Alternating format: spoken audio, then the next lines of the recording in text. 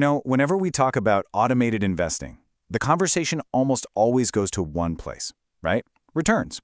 We see all these charts promising this huge pile of money way down the line. But what if that's not the real prize? What if the biggest, most valuable return isn't something you can count in dollars and cents? This single sentence, it just nails it. The real genius of setting your investments to autopilot isn't just about making your money grow. It's about buying something way, way more valuable, your own peace of mind. All right, so let's talk about the myth of returns. I mean, you've seen it, right? Every single financial ad, every retirement workshop, they're all pushing the exact same dream. It's all about those massive, life-changing returns. And we're kind of conditioned to see it that way, that automated investing is just this ultimate machine for making us rich. And hey, that's not a bad thing, it's a great goal. But if we only focus on that final number, we are completely missing the most powerful, the most important benefit of the whole thing. So, if the main goal isn't just getting the biggest pile of cash possible, what is it? Well, it turns out it's about defending yourself. It's about fighting your real financial enemy. And listen, that enemy isn't a market crash. It's not inflation. It's you. Or, more specifically, it's your own future regret. That's why we're talking about regret minimization. The real purpose of a systematic plan is basically an act of psychological self-defense. Think of it like you're building a fortress to protect your future self from those absolutely agonizing what-ifs that can haunt you for the rest of your life. Okay, so let's get specific. Let's talk about these two ghosts of regret. These are the two big, agonizing questions that keep so many people frozen, unable to act, and they cause some serious long-term pain.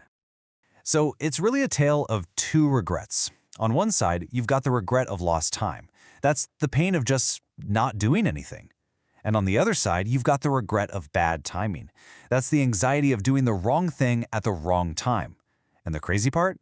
Both of them have the same result. They keep you on the sidelines, and they can absolutely wreck your future. Let's start with ghost number one, the regret of lost time. That little voice that says, I should have started when I was younger. Man, this one is the silent killer. It's that awful gut punch feeling you get years down the road when you look back and realize you squandered the single most powerful force in finance, compounding time, all because you were just waiting. And here's the crushing, inescapable math behind it. Zero.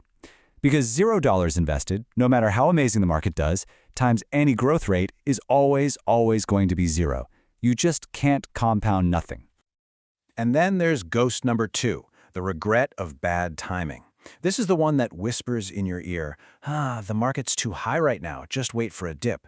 But then, when the market keeps going up, that voice starts screaming, oh no, you're missing out, get in now before it's too late.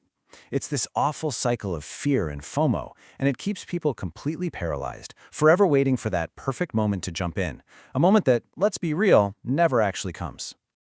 So, how in the world do you fight these two ghosts? Well, here's the cool part. You don't.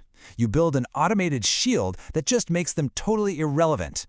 It's a simple system that, honestly, protects you from your own worst instincts. Here's how this automated shield works.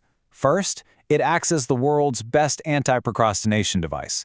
That small, automatic investment just happens. It forces you to get in the game. And second, it totally eliminates that crushing anxiety of trying to time the market. You don't have to think about it. Now, the engine that powers this whole shield is a concept that is so simple, it's beautiful. It's called dollar cost averaging, or DCA. All it means is that you invest the same amount of money on the same schedule every single time, no matter what the stock price is. It's brilliantly boring, and that's exactly why it works so well. Okay, so let's see how this plays out. Let's say the market is way up, prices are high. Well, your fixed investment, let's say it's $100, it just naturally buys you fewer shares. The system, without you doing anything, makes you buy less when things are expensive. Pretty smart, right? But here's the magic. When the market drops and everybody else is freaking out, your system doesn't panic. It sees a sale.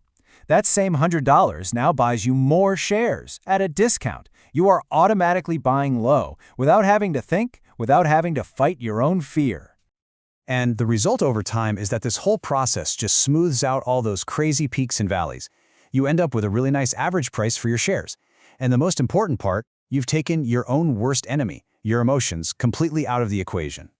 And this brings us to the unseen return, the ultimate payoff. Because the most valuable asset you're going to gain from all this, well, you'll never see it on a brokerage statement.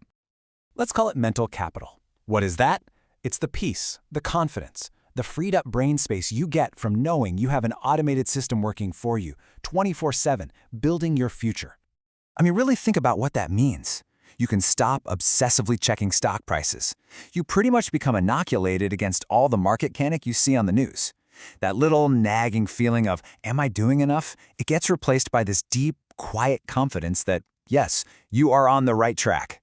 And that feeling, you can't put a price on it.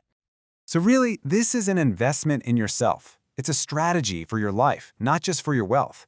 When you set up that automatic investment, you're not just buying a piece of a company, you're buying something so much bigger. And this quote just says it all, doesn't it? You will never regret the money you systematically invested, but you will almost certainly regret the money you held back. The regret of not starting is almost always way, way worse than the regret of not being perfect. You'll always be glad you just got started. And that's why this isn't really an investment strategy. It's a life strategy. You're not just building wealth. You're building an insurance policy against those two soul-crushing phrases, what if and if only. So that kind of leaves us with one last question to think about. What are you going to invest in? Are you chasing maximum returns with all the anxiety and second-guessing that comes with it? Or are you investing for maximum peace? The kind of peace you get from knowing your future is being built day by day, brick by boring, consistent brick.